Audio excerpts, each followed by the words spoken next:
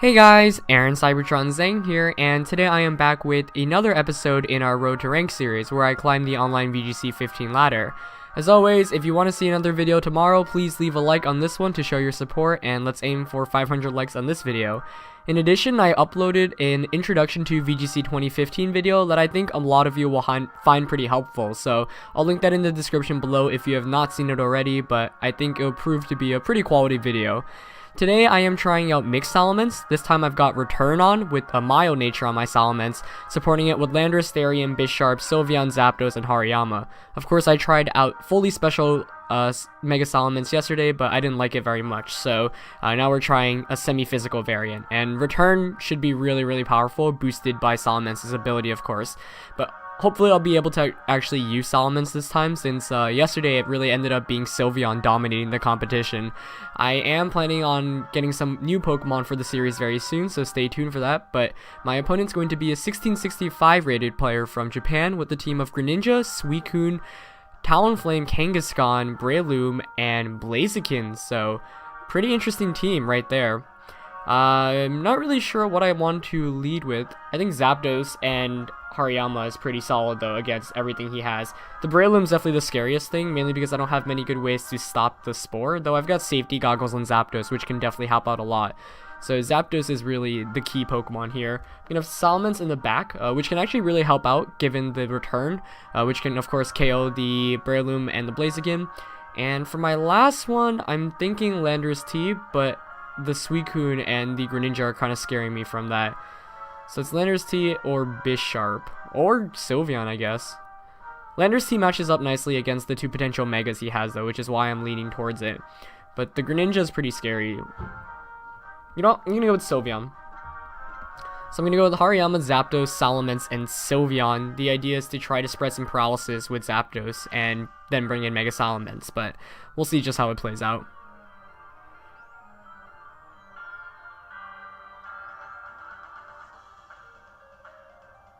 Okay, so we're gonna get started. He is going to lead with Kangaskhan and Suicune. Okay, that's a very solid lead matchup for me against my Hariyama and Zapdos.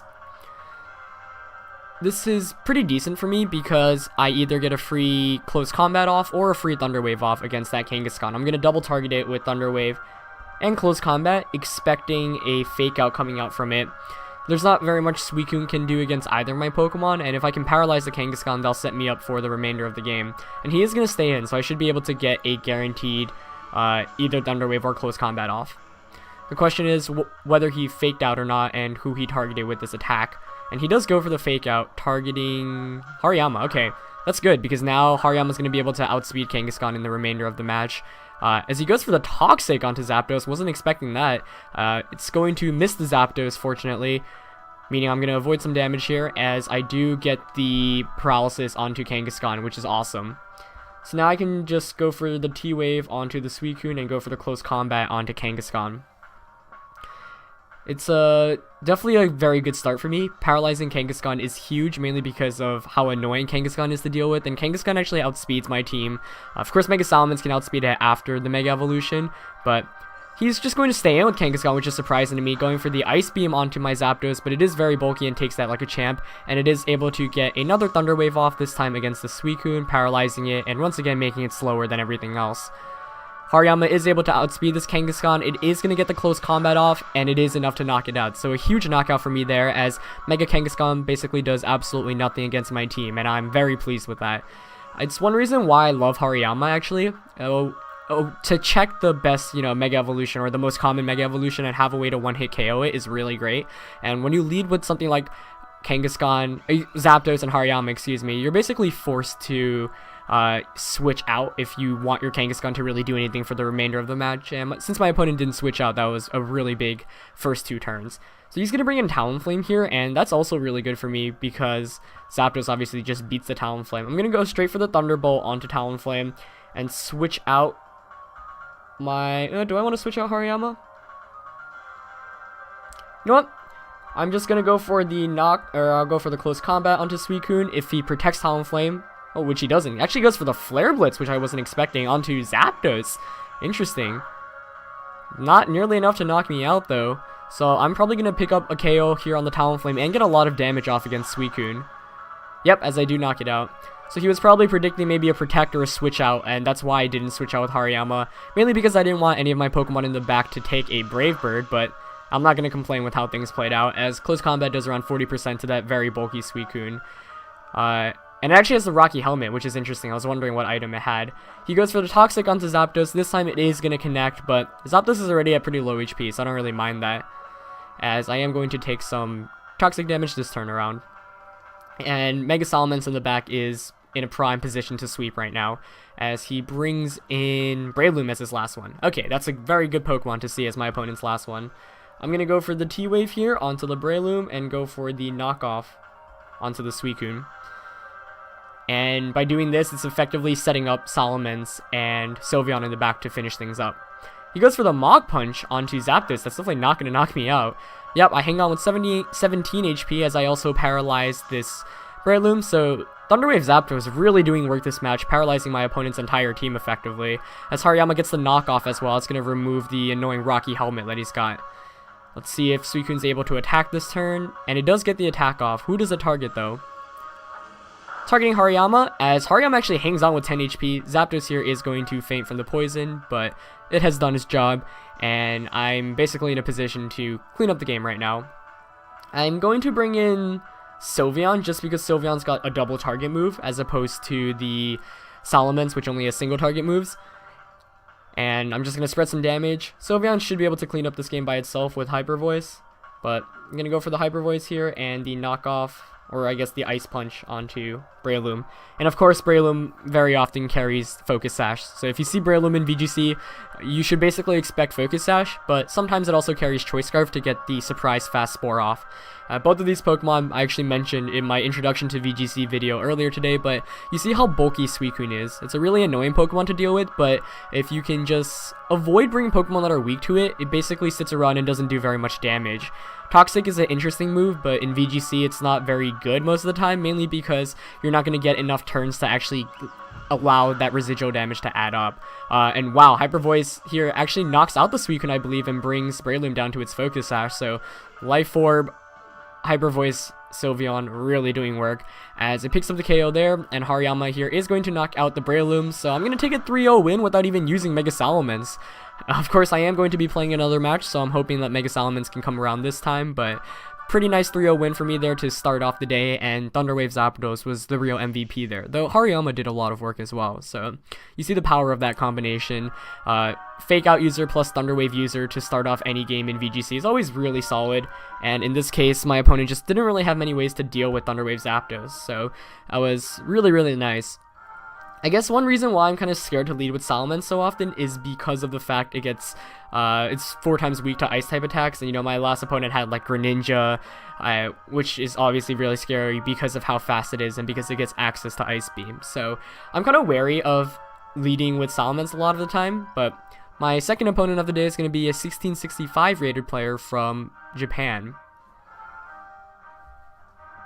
Sorry, I had to quickly grab my charger there, but this opponent's got Swampert, Salamence, Sylveon, Talonflame, Meowstic, and Ferrothorn. So, pretty interesting team. 2 potential Megas in Swampert and Salamence.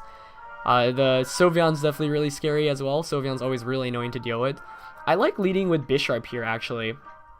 Bisharp counters the Sylveon and the Meowstic pretty well, and if he leads with the Salamence, then he's going to give me a free boost. So I feel good leading there with Bisharp.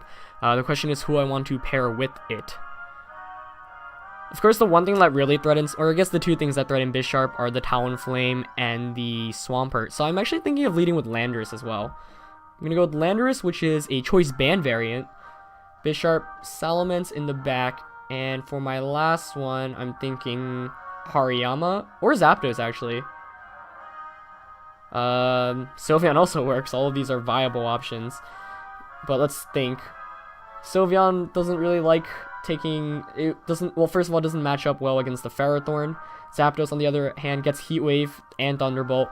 You know what? Zapdos did a lot of work that last game. I'm going to bring it this time around and hope it produces the same results. Though Hariyama might have been a better call, so I guess we'll find out.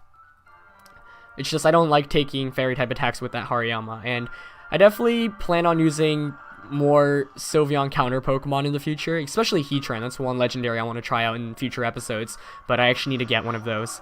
So I'm going to lead with my Choice Band Landorus and Focus Sash Bisharp against his Sylveon and Swampert. Interesting. It's not a bad lead matchup for me, but not the best either. Intimidate here is going to help out, though, against the Swampert. Obviously not really going to do much against the Sylveon. This first turn, I'm expecting a Protect out of that Sylveon. So I'm tempted to U-turn. There are a lot of options here, actually.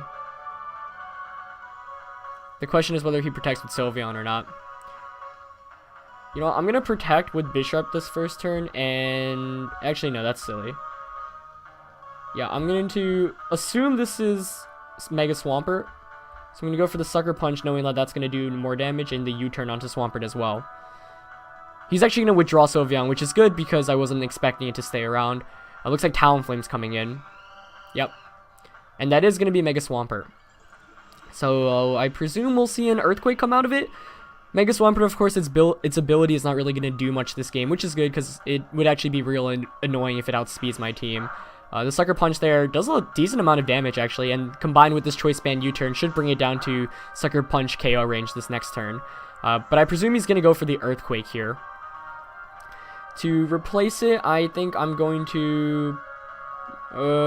this is tough. If he went for the Ice Punch, I might be in some trouble. But I'm going to go for the Zapdos, mainly because Zapdos counters the Talonflame pretty well. I'm going to guess he went for the Earthquake with the Swampert, though. Let's see. Yep, he did go for the EQ. So, pretty even trade-off this first turn on both ends. I bring his Mega down to very low HP as he gets an Earthquake off against my Bisharp, of course. So now the question is whether I protect with Bisharp or not. He can protect with Talonflame and just Earthquake again with Swampert, or maybe he'll just Brave Bird my Bisharp and Ice Punch Zapdos. But I'm going to make the safe play. I'm just going to Sucker Punch the Swampert and Thunderbolt the Talonflame. And I'm fine with trading Pokemon here. And if he does try to get fancy and protect with Talonflame, then I'll just knock out his Swampert, which would be really nice. Of course... He's actually going to switch out Swampert. Interesting play. In comes, I think, Sylveon once again. Yep. As he goes for the Protect. Okay. That was a very smart play on my opponent's end. He avoids getting KO'd as he also gets in Sylveon for free. So, smart play by my opponent there. Once again, I'm going to make the same play. Actually, this is tough. The thing is, like, Bisharp is my only really good way to beat the Sylveon, so I'm not sure if I want to switch it out to conserve it, or if I want to go for the risk again. Of course, now I can protect and just Thunderbolt the Talonflame, but he could switch out Talonflame into Swampert, and to take that Thunderbolt. Is Talonflame really a big threat, though? Not quite. I'm going to protect here with Bisharp and... Thunder Wave the Sylveon, I think. Actually, no. I'm going to protect with Bisharp and just Thunderbolt Talonflame. If he switches out, then Bisharp should be able to outspeed it next turn. He stays in with Talonflame, and this should be good if I can pick up the knockout here. Yep, he does Brave Bird perfectly into the Bisharp as Zapdos gets the Thunderbolt off. So I was making a safe play there, and it looks like it's going to pay off as I get the one-hit KO onto Talonflame, setting up my Bisharp for the Sylveon. So made the safer play there, and it definitely paid off as he goes for the Hyper Voice with Sylveon. Let's see how much it does to the Zapdos. Not too much, just under 50%, but once again, Sylveon's so annoying to deal with. But I do pick up a knockout there on Talonflame, which is great, as Meowstic actually comes in, and that's a pretty good Pokemon for me to see as my opponent's last one. I'm going to go for the knockoff, actually, onto the Meowstic, and the T-Wave onto the Sylveon. As he actually switches out Sylveon. Wow, he is making the plays right now. In comes Mega Swampert. Let's see what Meowstic went for. Going for the Rain Dance. Oh, so earlier I said I didn't really see a way of setting the Swampert up, but if there's any way, I guess that's how you go for it. Interesting. I did not expect to see that, but that's actually going to help out my opponent a lot, and I might be in some trouble right now. But this knockoff should KO the Meowstic as it does. So I'm up 4-2 right now, but Mega Swampert's actually in a position to sweep me, which is kind of scary. So this is going to be an interesting final couple of turns as the Sylveon comes back in.